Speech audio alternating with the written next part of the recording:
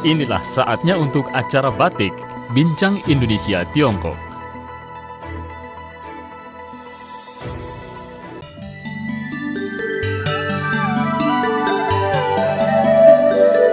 Pendengar, kembali lagi di Batik Bincang Indonesia Tiongkok. Pendengar, merayakan Imlek sejatinya adalah merayakan kebinekaan dalam kedamaian. Di negeri ini, Imlek tidak hanya menjadi renungan bagi orang-orang Tionghoa, tapi juga oase bagi mereka yang meyakini akan adanya kedamaian dan kebaikan sebagai tujuan interaksi antar manusia. Selain itu, pendengar, Imlek menjadi bagian dari interaksi antar budaya.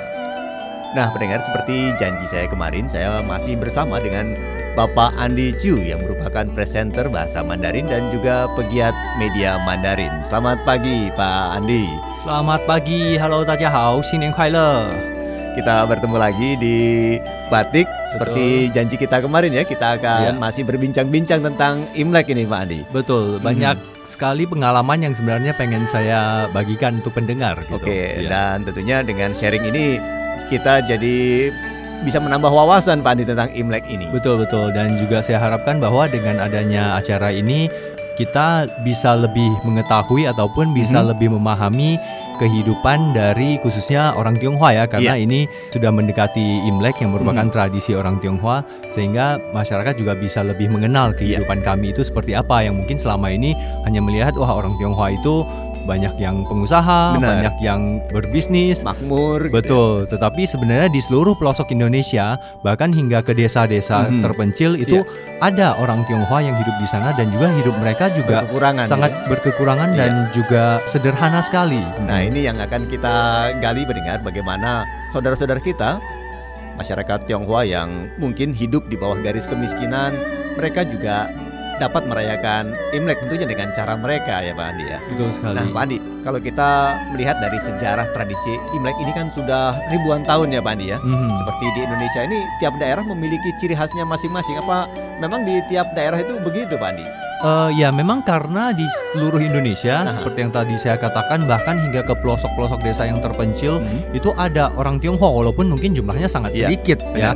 Contohnya adalah di kampung halaman saya lahir dan dibesarkan di satu desa di Provinsi Riau, namanya Desa Tanah Merah. Di sana kita sebutnya itu kampung laut karena kampung kita itu berada di atas laut gitu, rumah-rumah panggung gitu. Yaitu berada di Kecamatan Tanah Merah, Kabupaten Indragiri Hilir di Provinsi Riau ya. Nah, di sana itu walaupun keluarga orang Tionghoa di situ tidak banyak, namun sejak dahulu kala setiap kali sampai Imlek itu kami selalu merayakan Imlek dengan cara kami tersendiri gitu. Karena memang kita ketahui bahwa di saat itu, pada saat saya kecil tahun 80-an 90-an itu kan sebenarnya budaya Tionghoa itu masih boleh dibilang tidak boleh dirayakan secara terbuka saat itu ya, tidak seperti sekarang yang sudah boleh ada barongsai di mall, kita merayakan Imlek secara terbuka, tapi saat itu kan masih belum ya. Ya benar. Dan tentunya dengan segala keterbatasan dan kekurangan, saudara-saudara kita masyarakat Tionghoa ini mungkin dengan caranya merayakan, walaupun sebenarnya ini harus dirayakan dengan kegembiraan ya, Imlek ini ya. Nah, tapi kan mereka berkekurangan itu. Nah, ini bagaimana Pak Andi dengan keluarga saat itu merayakan Imlek, Pak Andi? Ya, saat itu saya ingat bahwa memang keluarga kami itu karena keluarga yang boleh dibilang tidak mampu ya, sehingga setiap tahun momen merayakan Imlek ini, walaupun sesusah apapun hidup kita, di saat Imlek ini harus selalu kita rayakan. Itu salah satu ya. Dan banyak sekali momen-momen saat-saat Imlek yang ditunggu-tunggu karena orang tua saya mungkin mencari nafkah selama setahun itu, berusaha agar saat tiba Imlek kita bisa merasakan hidup yang lebih enak. Contohnya adalah saat itu setahun sekali kita mendekati Imlek itu kita beli baju baru. Dan saya ingat bahwa maksimal di saat itu kita hanya mampu beli baju baru itu sekitar tiga potong. Kalau baju, di saat yang paling bagus udah. Biasanya setahun mungkin hanya satu baju baru, satu celana baru ya. Jadi selalu saya ingat bahwa menjelang Imlek ibu saya akan membeli baju baru dan kita harus menunggu sampai malam Imlek itu baru boleh dipakai. Oh gitu. Jadi menantikan setiap tahun tahun baru, kita sebut tahun baru Imlek ini kan tahun baru ya. Tahun baru, baju baru itu sudah diingatan kami gitu. Jadi mindsetnya udah begitu ya. Betul. Jadi begitu tahun baru Imlek kita boleh pakai baju baru, dan baju yang sudah mungkin dibeli 2 minggu sebelumnya, 1 bulan sebelumnya itu selalu ditunggu untuk saat itu bisa dipakai gitu. Jadi ini terkenang sampai sekarang gitu. Betul. Dia sekarang mungkin anak-anak sekarang ya setiap bulan pun bisa beli baju baru. Sedangkan kita pada saat itu adalah setiap tahun hanya 1 pasang baju baru, atau yang paling saya ingat hanya 3 pasang, karena tahun baru Imlek itu biasanya kita rayakan selama 3 hari. Hari pertama, hari kedua, hari ketiga gitu. Jadi selama 3 hari itu kita usahakan bisa pakai baju baru. Ini juga menandakan satu harapan baru ke depan agar bisa lebih baik. Selain itu juga dari segi makanan nih Mas Aksan. Nah, gimana nih? Ya, saya ingat bahwa dulu yang namanya di kampung itu makanan itu serba kekurangan ya. Tidak hanya mungkin karena kita tidak mampu, tetapi memang di desa itu, desa Tanah Merah itu sangat terpencil dan agak terisolasi dari dunia luar. Sampai saat ini pun untuk akses ke sana belum ada jalan darat. Lewat laut ya, Man? Masih harus lewat laut. Jadi bahan makanan di situ sangat kurang. Susah, ya? Dan di situ juga banyakan adalah perkebunan kelapa, sehingga perkebunan seperti sayur dan buah dan apa itu sangat kurang. Agak sulit ya untuk terus mencari daging makanan, juga ya? lebih susah gitu. Daging yang namanya sapi itu biasanya kalau kita melihat ada keluarga-keluarga yang kita sebut keluarga-keluarga yang agak mampu itu keluarga-keluarga Pak Haji gitu. Ya, kalau keluarga Pak Haji ada bikin kenduri. Kenduri itu semacam pesta lah ya, pesta di kampung, gitu selamatan ataupun ada anaknya menikah, baru kita bisa melihat sapi. Bahkan kita tidak makan, kita hanya melihat kalau ada Pak Haji siapa mau kenduri, nanti akan ada tuh sapi yang didatangkan dari luar masuk ke desa gitu. Ini menarik mendengar bagaimana Pak Andi ini mensiasati dan keluarganya gitu ya. Nah, Imlek ini kan sebenarnya harus ada kuliner yang khas ya. Betul, kemarin kita pernah sebut Pak Aksan juga menyebutkan bahwa di saat Imlek kita usahakan bisa makan ayam dan makan bebek gitu minimal ya, dan juga ikan. Nah, saya paling ingat adalah zaman dulu itu keluarga kami setahun hanya makan ayam 1 kali, yaitu pada saat Imlek ini. Benar. Ya, jadi selama Imlek ini senang sekali sebagai anak kecil gitu kan, bisa makan ayam, apalagi ayam goreng gitu kan, sudah sangat dinanti-nantikan gitu. Itu setahun sekali. Setahun sekali baru makan ayam. Dan ada 1 tahun yang saya sangat ingat, tapi saya sudah tidak ingat waktu itu usia saya berapa. Karena pada malam tahun baru Imlek itu kita harus selalu makan besar istilahnya. Ya, segala kemampuan kita di saat itu kita persiapkan untuk makan malam itu, makan malam keluarga. Dan setiap tahun yang mempersiapkan makan malam itu hanya ibu saya sendiri. Ya, karena setiap keluarga masing-masing kan harus menyiapkan gitu. Dan ibu saya waktu itu saking sibuknya mempersiapkan makanan lain, dan juga pada saat malam Imlek itu kita juga ada tradisi untuk sembahyang. Jadi pada saat itu ibu saya sibuk, dan pada saat ayamnya itu dimasak atau digoreng, gosong ternyata. Dan ya jadi karena ayam itu gosong, pada saat makan malam itu kita hanya bisa melihat ayam yang sudah gosong itu dan menunggu tahun depan lagi untuk bisa makan ayam lagi gitu. Ya.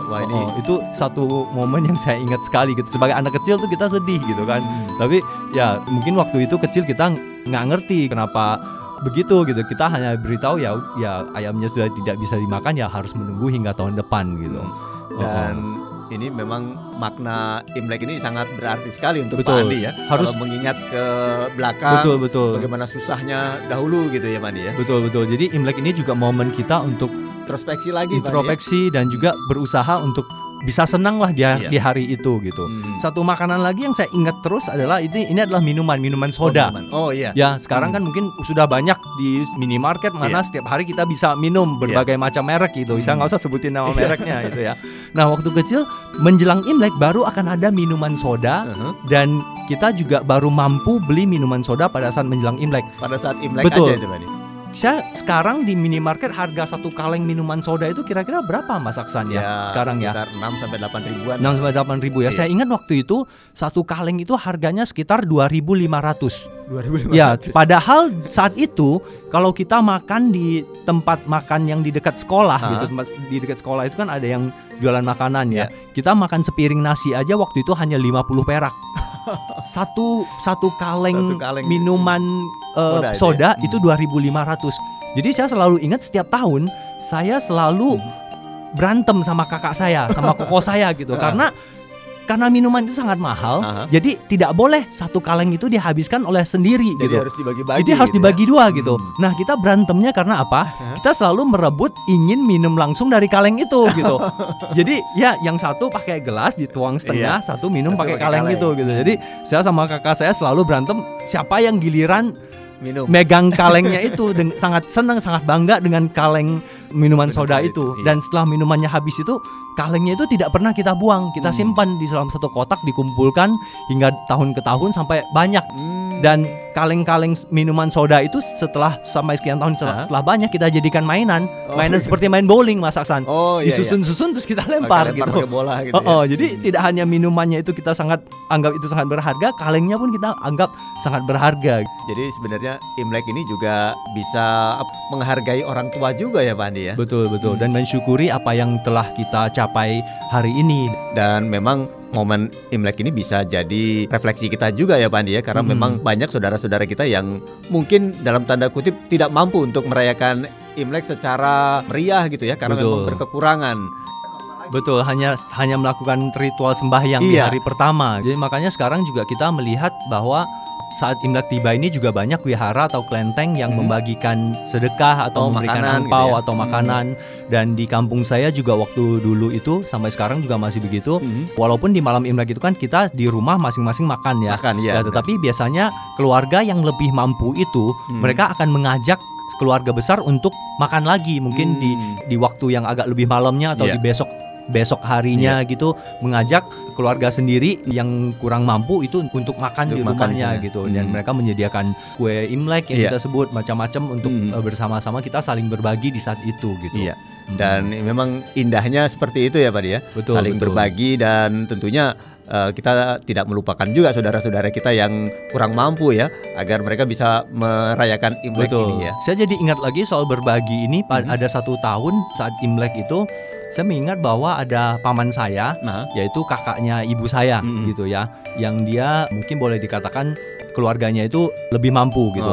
Dan suatu ketika saat Imlek itu dia datang ke rumah saya. Di rumah saya itu kan bapak saya itu jualan di depan rumah gitu, semacam warung kecil, warung sembako gitu. Jadi suka banyak pelanggannya ataupun teman-temannya itu yang datang ke tempat saya. Dan ada satu orang Pak Haji, saya ingat, yang punya kebun di darat kita sebut, karena kita tinggal di atas laut. Nah, ada orang yang tinggal di darat gitu. Nah, seorang Pak Haji sering datang ke rumah saya kalau dia datang ke laut ini, lalu suka menitipkan sepedanya di rumah saya. Suka dititip gitu sepedanya di rumah saya. Dan di saat itu paman saya datang ke rumah saya, dia melihat ini ada sepeda, ini punya siapa? Saya bilang, oh ini punya Pak Haji. Terus dia tanya, terus sepeda kamu mana? Saya bilang saya tidak punya sepeda. Sedangkan saat itu hampir semua teman-teman saya itu pergi ke sekolah naik sepeda gitu. Lalu karena saat Imlek itu boleh dibilang paman saya waktu itu usahanya mendapatkan untung yang lumayan. Terus dia katakan pada saya, di dekat rumah saya itu, rumah dia itu, tetangga dia ada satu toko yang jual sepeda. Besok kamu ke sana ambil sepeda dan suruh orangnya tagih uangnya ke saya. Nah, itulah sepeda pertama. Saat itu saya udah SMP. Itulah sepeda pertama yang saya miliki. Jadi saya ingat sekali itu sepeda saya itu adalah pemberian dari paman saya pada saat Imlek. Masih ingat sampai sekarang ya? Masih ingat, dan saya masih ingat itu sepedanya warna biru. Kita ingat kan zaman dulu sepeda yang setirnya lurus itu, itu kan cowok waktu itu, anak cowok kalau naik itu wah bangga sekali gitu, naik sepeda seperti itu, gagah gitu ya, sepeda model baru. Dan saya masih ingat harga sepeda itu saat itu adalah 160.000. Saya masih ingat sampai sekarang. Kalau sekarang mungkin udah nggak dapat ya. Sepeda 160.000. Dan ini Pak Andi, satu hal lagi kan, kalau Imlek ini biasanya tahu saya tuh rumah selalu dihias gitu ya Pak Andi ya. Nah ini pada masa kekurangan itu Pak Andi juga menghias rumah atau gimana Pak? Di saat itu boleh dibilang hampir tidak pernah dihias kalau rumah kami. Paling juga kalau di rumah itu depannya itu kan ada apa tuh semacam horden gitu ya. Pada saat menjelang Imlek atau di malam Imlek, ibu saya akan mengganti horen itu dengan yang warna merah gitu, dan itu biasa dipakai bertahun-tahun, bukannya setiap tahun ganti baru gitu. Kalau berulang-ulang gitu ya. Betul. Terus saat itu juga di kampung kami tidak ada yang jual ornamen Imlek seperti di pasar sekarang Glodok ya, sekarang iya. gitu ya. Jadi rumah itu boleh dikatakan tidak dihias, paling juga karena rumah kami itu dari kayu. Nah, setiap berapa tahun sekali itu kita cat ulang temboknya. Kita cat ulang setiap tahun itu menjelang Imlek ya, biasanya minimal 1 minggu sebelum Imlek itu harus kita lakukan yang namanya tradisi Ta Shao Chu. Ta Shao Chu itu artinya adalah membersihkan seluruh isi rumah secara total. Ya, barang-barang kita bongkar, kita bersihkan sampai pelosok-pelosok. Itu satu tradisi yang selalu harus dilakukan menjelang Imlek tiba, agar pada saat Imlek itu rumah kita itu udah bersih. Barang-barang yang tidak berguna, yang menumpuk kita buang sampai debu-debu, sampai kotoran yang misalnya debu-debu di pojok-pojok sudut ruangan harus kita bersihkan juga. Yang di bawah ranjang pokoknya namanya Ta, itu besar. Ya, Ta Shao Chu itu artinya membersihkan secara besar-besaran. Ya. Maknanya harus bersih-bersih gitu ya, Pak. Betul. Ini juga mengingatkan kita untuk harus selalu hidup bersih ya.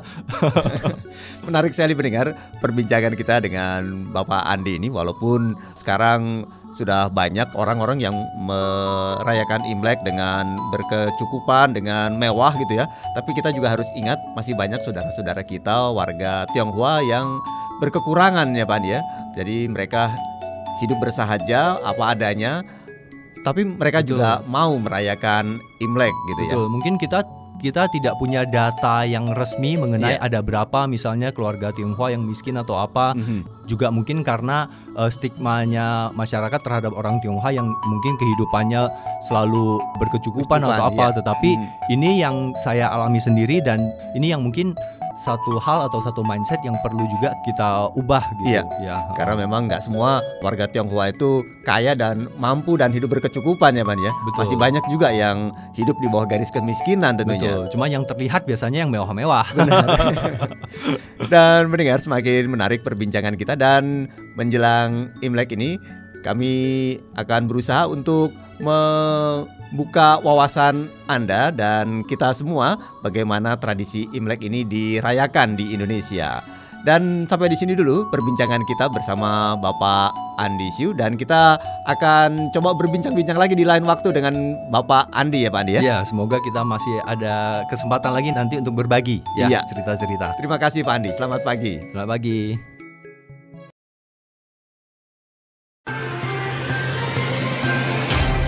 Demikian telah Anda ikuti acara Batik Bincang Indonesia Tiongkok. Terima kasih atas perhatian Anda dan sampai jumpa.